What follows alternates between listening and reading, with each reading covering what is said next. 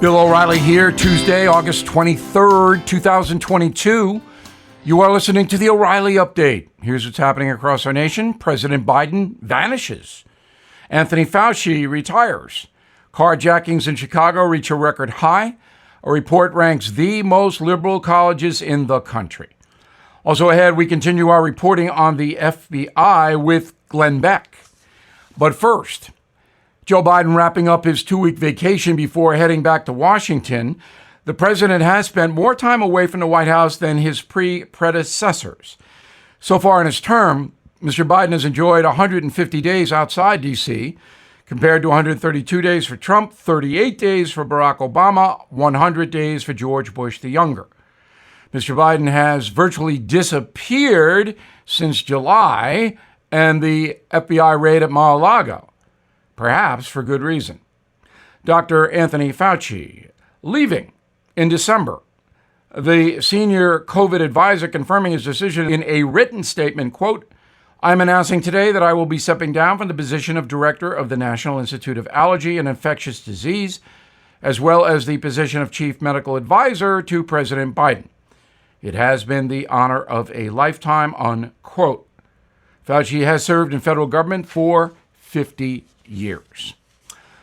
The number of carjackings in Chicago smashing previous records. Automobile theft up 600% compared to 8 years ago. The Windy City is on pace to witness 2,000 carjackings this year, blowing past the previous record of 1,800. Despite the dramatic rise, few suspects are charged. Just 6% of carjacking cases in Chicago end with an arrest. Less are convicted. Want to steal a car? Go to Chicago. A survey from Forbes magazine ranks the most liberal universities in America. Schools are judged by inclusivity, commitment to climate change, access to progressive courses, and far-left professors. Top 5. University of California, Los Angeles, UCLA, then Yale, then Cornell, then the University of California, Berkeley, and the most liberal college in the USA, Stanford University, Palo Alto, California. A 4-year degree there costs about $300,000, and you'll be woke to boot. In a moment, perhaps the most vivid FBI analysis you will ever hear. Right back with it. Inflation at its highest level in 40 years, and interest rates are skyrocketing, as you know. Market experts like Jamie Dimon, CEO of J.P. Morgan, predicting recession. So to protect your future, do what I did. Call the only precious metal dealers I trust, American Hartford Gold. They will show you how to protect your savings and retirement accounts by diversifying your portfolio with physical gold and silver. You can get started with a short phone call. They will place physical gold and silver right at your door or inside your IRA or 401k. They are the highest rated firm in the country with an A+ rating from the Better Business Bureau and thousands of satisfied clients. Please tell them Bill O'Reilly sent you, and they'll give you up to $2,500 of free silver on your first order. Don't wait. You can call them now. 877-444-GOLD. 877-444-GOLD. Or text GOLD to 65532. Again, 877-444-GOLD or text GOLD to 65532.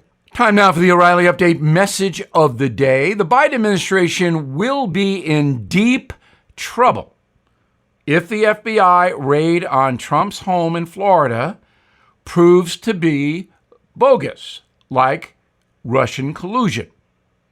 Now, last Friday on the radio, Glenn Beck and I analyzed the situation. Roll the tape. So this, according to Newsweek, the FBI collected all the documents that were government property, used concerns about classified documents to justify the raid, but agents were looking for Trump's personal stash containing the documents related to Russian collusion accusations against him, fearing that he would weaponize them, according to Newsweek. One former Trump official said he may have planned to use the documents to help in a presidential run in the coming term. Trump was particularly interested in matters related to the Russian hoax and the wrongdoings of the deep state. I think he felt, and I agree, that these facts are facts the American people need to know. That's ridiculous. Newsweek is absurd. That's why it's out of business, and it doesn't have a magazine on the stands anymore. Donald Trump's attorneys have all of those things. Okay? They have them in computer. All of the documents that show, and I'm sure there are thousands of them, corruption by the Justice Department in Russian collusion are in the hands of Donald Trump's attorneys. The FBI does not need to go in and grab paper so that Donald Trump doesn't know what he has in his basement. Are you following me here? It's a totally absurd premise. So Trump does have information that was compiled that will show the corruption of the FBI during Russian collusion.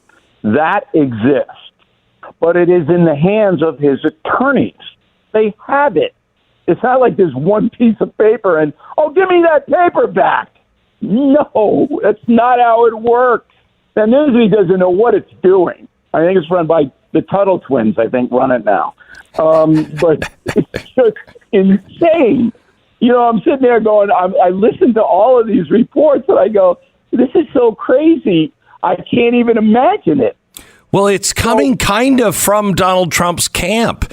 No, but that's okay. Donald Trump's camp wants Americans to believe that this raid was designed to cover up X, Y, and Z.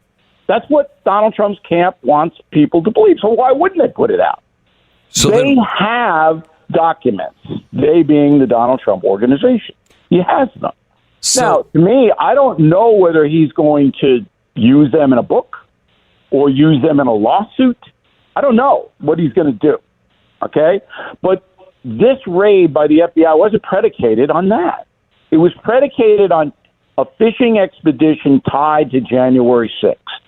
That's why they did this.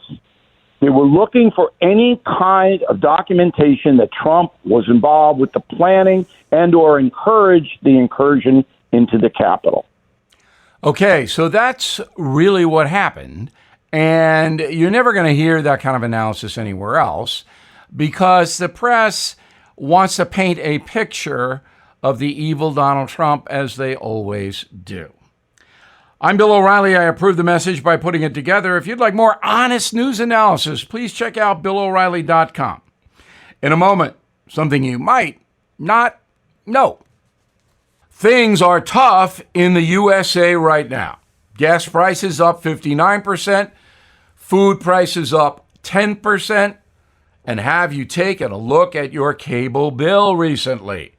Some of us are paying more than $150 a month. That's why I am excited about the streaming platform Vidgo, VIDGO. Vidgo gives you the freedom to be entertained at a price you can afford. Vidgo has all my favorite live sports networks. They have a great choice of news programming, including the first, Newsmax, OAN, Fox News. Vidgo also has more than 100 channels of entertainment. All of that for just $59 a month for the base package, $79 a month for premium. You deserve the freedom to be entertained at a price you and your family can afford. So please sign up at vidgo.com/Bill. Now the O'Reilly Update brings you something you might not know. 100 years ago today, a baby girl named Jean Darling was born in Santa Monica, California. By the age of 5, she had become a national celebrity. Each month, millions of Americans watched little Jean appear in silent films called Our Gang. They were serials. Here is the story behind The Little Rascals. During the 1920s, most films featuring children were based in fantasy. The producers behind Our Gang rooted the kids in real life. Most were poor, some seemingly homeless. The shorts aired in cinemas between 1922 and 38. then migrated to television when it was invented, where the Little Rascals made it big. The famous crew included Froggy, Spanky, Alfalfa, Petey the dog, and others. Sadly, things did not turn out well for most of the children. Many died tragically in what has become known as the Rascal Curse. Alfalfa actor Carl Switzer shot and killed at the age of 31 while fighting with a man over $50. Matthew Stymie Beard spent years in prison. He died from a stroke at 56. Norman Chubby Cheney was famous for being, well, chubby. His weight became a major problem. He passed away from a heart attack at the age of 21. Bill Froggy Laughlin, best known for his gravelly voice, was struck by a truck and killed on his 14th birthday. Billy Buckwheat Thomas died from a massive heart attack in 1980. He was 49. George Spanky McFarland was one of the few to live a full life. He was 64 when he passed away in 1993. And Jean Darling? Well, she was the last surviving member of the original cast. She died in 2015 at the age of 93. And here's something else you might not know. Even Pete the dog could not escape the Rascal Curse. The famous pit bull was poisoned on the set by an unknown assailant. Poor Petey. Back after this.